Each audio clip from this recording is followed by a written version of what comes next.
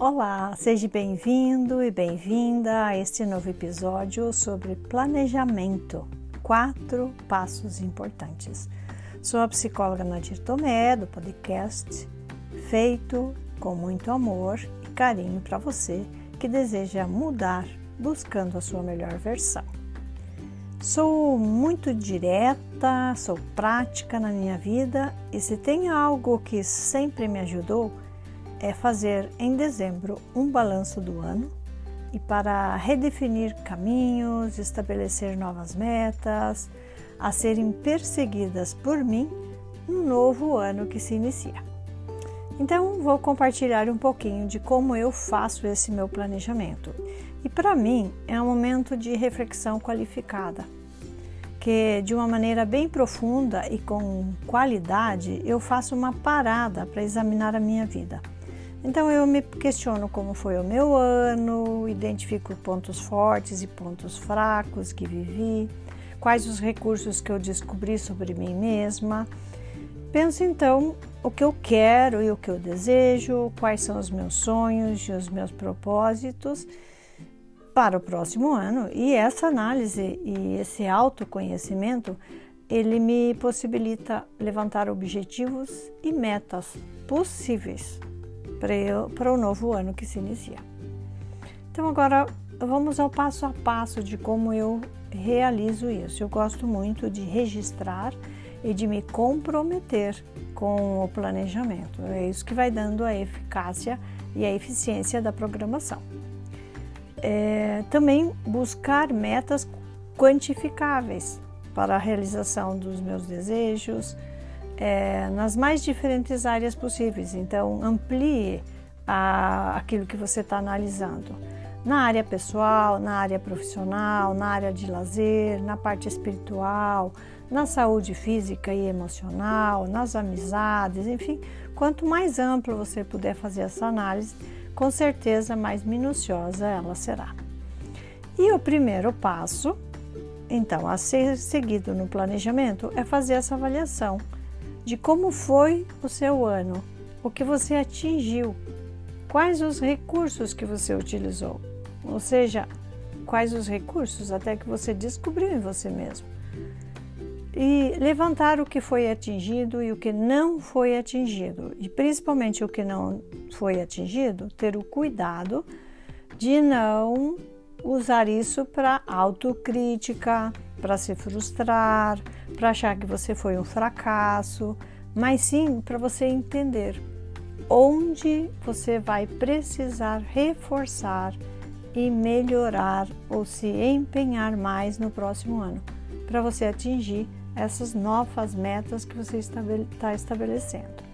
Então é importante fazer essa autoanálise com cuidado e com carinho. O segundo passo é um passo que eu prezo muito. Eu até não uso só nesta ocasião, vocês vão ver. É o celebrar as conquistas. Listar as coisas boas que você atingiu, que você conseguiu, que você realizou. E fazer com isso um ritual de agradecimento. Em quem você acredita? Você vai agradecer a Deus, você vai agradecer a vida, a você mesmo, as pessoas que te ajudaram. Mas importante é concretizar esse momento de gratidão com uma ação concreta, que pode até sendo comer um pacote de pipoca com alguém ou sozinho, porque você gosta. Dar um abraço e receber um abraço de alguém por essa conquista. Fazer um almoço com a família ou com alguém que você deseja. Ou pode também comemorar em alto estilo, vai depender do que você deseja. Mas o importante é fazer um ato concreto. Esse segundo passo eu gosto tanto que eu tenho por hábito, sempre que eu tenho uma conquista, eu quero celebrar. Celebro comigo mesmo, celebro com alguém que está próximo, celebro com quem eu amo, enfim, e eu sempre estimulo também os meus filhos, o meu marido e a minha família a fazer isso. Isso dá diferença, porque te dá uma autoconfiança. Você conseguiu, você realizou o que você desejava. O terceiro passo já é entrar mais em contato com os seus sentimentos, com o teu sentir, com as sensações, com a sua intuição. E o essencial aqui é sua conexão com você mesmo. Identificar quais são os seus sonhos, quais são os seus desejos, quais são os seus propósitos e escrever isso num papel. Pensar nos seus propósitos e nos seus sonhos, eles podem ser altos, você deve sonhar alto. Assim você poderá depois ir focando melhor ou baixando as metas para que se tornem objetivos e metas focadas e tangíveis que você possa realizar. E aqui então você vai começar a fazer ações concretas a serem colocadas em prática. Então você vai na realidade até aqui percorrer um caminho de sentir, pensar e agir, que daí vai ter a ver com o quarto passo, que seria o levantar prioridades. O que é prioritário para você? Para você refletir e definir de tudo isso que você sentiu, que você intuiu, que você deseja, que você pensou, você irá identificar o que é mais importante.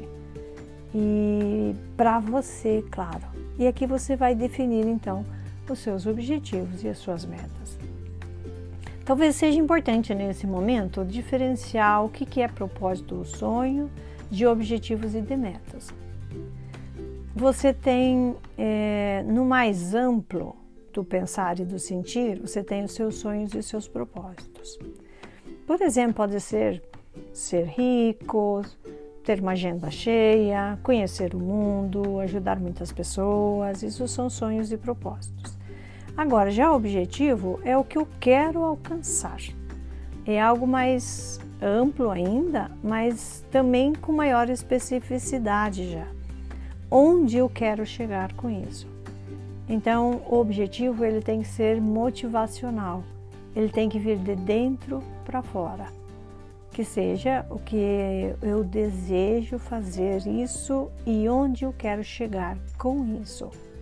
Por exemplo, se eu quero ter dinheiro para me manter, comprar um local para morar, uma casa, um apartamento, se ser capaz de manter com tranquilidade os meus filhos, as minhas necessidades, isso já começa a ser um objetivo, porque eu já vou focando uma parte do que é ser rica para mim, tá? E aí eu vou definir um pouco mais, especificar um pouco mais, que eu vou entrar nas metas, que seria então a descrição do que você vai fazer para chegar aonde você quer, já com muita especificidade de data para realizar, quem, com quem, de que forma, você já vai trazendo então para os detalhes da ação propriamente dita. Então, por exemplo, se eu tenho o objetivo comprar uma casa para eu sair do aluguel, é um objetivo. Agora, para isso, o que eu preciso fazer? Aí você vai estabelecendo as metas. Então, eu vou precisar talvez mudar de trabalho, ou eu vou buscar uma renda complementar para complementar esse financeiro. Por exemplo, até fevereiro eu vou fazer isso, vou levantar, vou mandar currículo, vou ver como é que tá. Então, eu já coloco uma ação e um tempo para eu realizar aquela ação. Já vou especificando mais. Por exemplo, esse ano eu não irei comprar roupa, a não ser aquilo que for muito necessário para mim, porque eu quero, o meu objetivo com esta meta de não comprar roupa é comprar a minha casa. Eu posso também pedir colaboração para os meus filhos, para medidas de economia. Nós não iremos viajar, não iremos comprar nada, não iremos jantar fora ou fazer atividade fora por X tempo, até nós conseguirmos fazer o nosso fundo para dar entrada na nossa casa. Vou transformar então, percebe? O objetivo em pequenas ações possíveis a serem realizadas. Tá? Então as metas elas são tangíveis e precisam estar encaixadas com os seus propósitos e os seus objetivos. Porque ela pode ser perigosa e cruel para nós mesmos quando não são relacionadas ou não são linkadas aos nossos propósitos pessoais. Então é importante a gente avaliar e refletir e diferenciar se essas metas que eu estou me propondo é algo que eu realmente desejo ou é algo de fora. E se for algo de fora, ela vai me levar para lugares complicados, porque a meta não é minha, é dos meus filhos, a meta não é minha, é do meu marido, a meta não é minha, é do grupo que eu participo. Então, cuidar, diferenciar o que são metas minhas, o que são metas do grupo que eu participo, da minha família ou das outras pessoas. E quais são as minhas próprias, porque daí pode ser que eu contribuo com a meta da família, mas eu tenho uma meta pessoal, essa é uma meta pessoal minha. Então, ter essa clareza do que é do grupo, do que é da família e do que é minha pessoal. Levante sempre algumas metas e desmembre essas metas em menores para serem atingíveis, como eu já coloquei aí. Porque essas metas menores, elas são norteadoras. Elas nos reforçam a ter essa sensação de que eu estou no caminho, que eu estou conseguindo. Então, por exemplo, eu vou dar de novo um exemplo prático, que eu gosto muito disso. Se eu desejo, sempre o meu desejo foi aprender a pintar. Então, até março eu vou começar um curso de pintura. Então, eu tenho que pensar, para março iniciar, eu vou até o início de fevereiro, eu vou fazer levantamento dos locais, vou pesquisar com pessoas onde estão fazendo, vou pesquisar valores, se eu posso financeiramente participar ou não. Eu vou avaliando isso, se eu vou dar conta, quanto tempo de dedicação eu tenho que ter para aprender a pintar e tal. E aí, quando chega no final de fevereiro, eu já posso fazer a inscrição, porque eu já fiz uma avaliação. E aí, quando chega março, eu já vou iniciar o meu curso. Então, veja, tem 3 pequenas metas para em março iniciar. Porque se eu for lá em março pensar o que eu vou fazer, eu não vou começar o curso em março. A não ser que eu faça isso muito rapidamente. Tá? Mas eu posso me planejar tranquilamente dentro de um ritmo menos acelerado e menos impulsivo. Certo? E você pode fazer isso com todas as outras metas. Se eu quero ter mais clientes, eu vou distribuir em pequenas metas. Se eu quero mudar de emprego, se eu quero comprar uma casa, se eu quero viajar, eu vou distribuindo essas metas em metas menores, tá bem? Então, eu vou passar alguns cuidados importantes quando a gente fala sobre metas. Então, primeiro, esses cuidados seria avaliar se essas metas, se elas são ousadas demais ou se elas são possíveis. Se elas me estimulam, se elas me motivam à superação ou se já me mostram um possível fracasso. Se sim, eu posso diminuir essas pequenas metas até que elas se tornem motivadoras. Então, eu não vou me colocar numa situação de expectativas exageradas, que é além da minha conta, é além daquilo que é possível. Eu já sei que eu não dou conta de fazer dieta, mas eu quero emagrecer 5 quilos no primeiro mês. Quer dizer, é uma coisa fora da sua realidade. Cuide para que sejam metas possíveis, alcançáveis, atingíveis. E também avalie se você tem recurso, se você é um tempo possível desse desejo e dessa meta ser alcançada. Agora, como saber se uma meta é alcançável, então, né? Se a gente tem que pôr mais pé na realidade do que pé, às vezes, no desejo rápido e impulsivo de querer uma coisa já para ontem. Então, você vai pesquisar, você vai avaliar se é possível, com as perguntas que você faz para você mesma, sobre o seu modo de lidar com as atividades que você já faz. Você tem autodisciplina? Você é capaz de se determinar e fazer? Então, você vai ter um tempo para você avaliar, você vai precisar olhar para você, ter um autoconhecimento frente aos novos desafios, identificar os seus medos, sem entrar em sofrimento, porque o sofrimento te leva a uma perda energética, tá? Então, por exemplo, se eu sou exigente comigo mesmo, provavelmente eu vou criar metas pesadas e demasiadas. Se eu me saboto, eu posso querer metas que jamais eu atingirei. E daí como eu não atinjo, confirmo para mim mesma que eu sou o quê? Uma fracassada, uma incapaz, uma incompetente, sei lá como é que é o auto-julgamento de cada um. E aí, procurar separar aonde eu já sei que eu vou errar, ou seja, aonde eu já sei que eu não vou atingir. E daí o melhor, então, eu volto a falar, é colocar algo menor, porque à medida que você vai atingindo, que você vai dando conta, você vai aumentando a sua autoconfiança nesse caminhar daquilo que você quer atingir e que é importante para você. E ir comemorando quando você alcança essas pequenas metas. Então você tem uma medição menor e você vai comemorando parcialmente esse avanço para aquela meta maior que você tem, tá? Também você pode compartilhar com alguém próximo para poder trocar, para poder ampliar aquilo que você está vendo, aquilo que você deseja, se é possível ou não.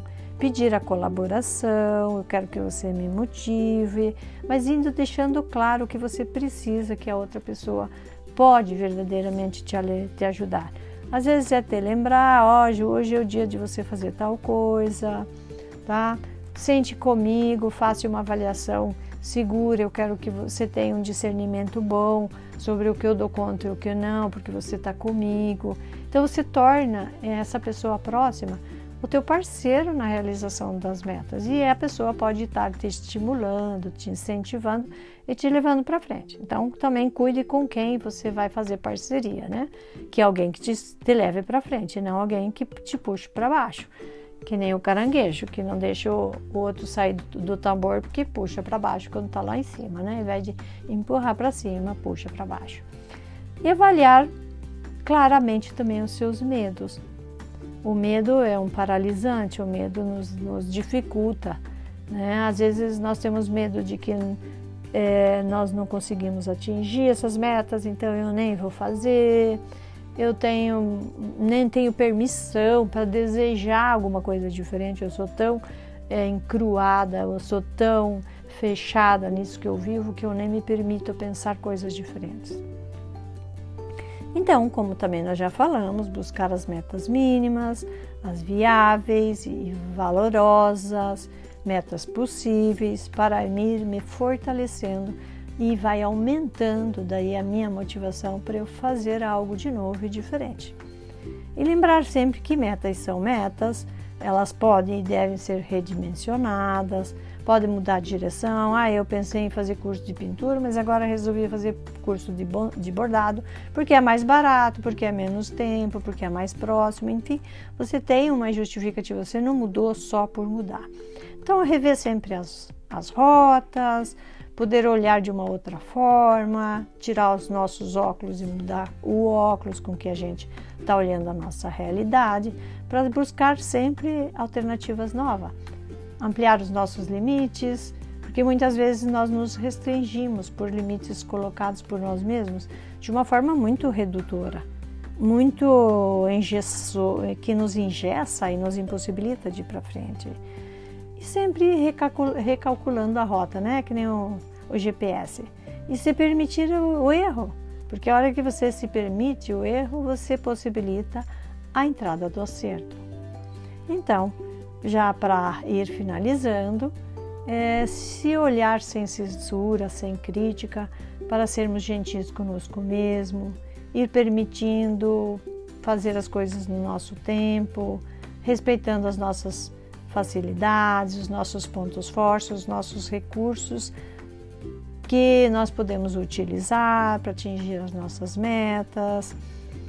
Veja como aqui o seu autoconhecimento é muito importante para a realização dos nossos sonhos e dos nossos objetivos e das nossas metas. Então, sempre conectado com você mesmo, buscando motivação interna. Sempre em um processo de olhar ampliado e poder focar com objetivos e metas mais atingíveis, mais possíveis, menores, que vai te dando a sensação de conquista, de força, de motivação, que estamos no caminho certo. Então, sempre criar e recriar, saber usar, saber que nós usamos apenas 10% da nossa capacidade cerebral. Então, podemos ampliar sempre, podemos ser criativos sempre, podemos nos realizar e ser mais plenos. Tenho a certeza que isso deve ter contribuído para a sua reflexão, então compartilhe com outras pessoas que possam usufruir desse conhecimento. E por hoje é tudo, e aguardo seus comentários e até um próximo episódio. Paz e bem no seu coração.